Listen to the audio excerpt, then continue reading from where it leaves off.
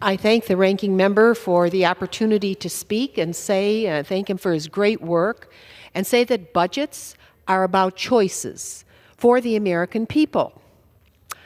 If we look at what is happening with this current budget, it's a bonanza for billionaires. We live at a moment in our country when 1% of our population, the very top, hold as much wealth as the bottom half of our country. 1% of the top.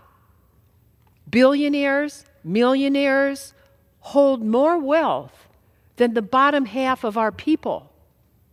It's an astounding moment in which we are living. The very top are not paying their fair share, and everybody in America knows it, including them. How many more mansions do we need to see that take up acres and acres? How many yachts do these people actually need? Some of the old movies about Goldfinger and all come to mind. Some people seem to like gold a whole lot in this country. If the tax cuts that are proposed in this bill offer a few $100s to people who live in the bottom half of our country, which is most of the people that I represent, the bottom half of incomes, the people at the top are going to get hundreds and hundreds of thousands of dollars back.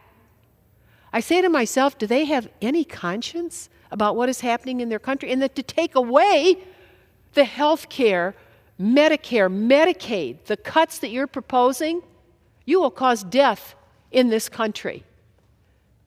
To me, what is happening here is shameless. Here's a chart. If we look back at who caused the debt in our country, wow, it's pretty obvious. If we go back to the Reagan presidency, all you're doing is just repeating what happened. They added $2 trillion. Then the Bush 2 tax cuts added $8 trillion. The Trump tax cuts are already over $2.5 trillion. Yield the lady an additional 15 seconds. Gentlelady is given an additional 15 seconds. I thank you. The Afghan and Iraq wars declared by Republican presidents added $8 trillion. So if you look at this, 2/3 of what we owe were caused by your side of the aisle. I represent a lot of Republicans, and I'll tell you what, they're honest people, and they'll pay their taxes. But they don't like this excess. It's hurting America. The Republican budget is just a bonanza for billionaires. Shame on you.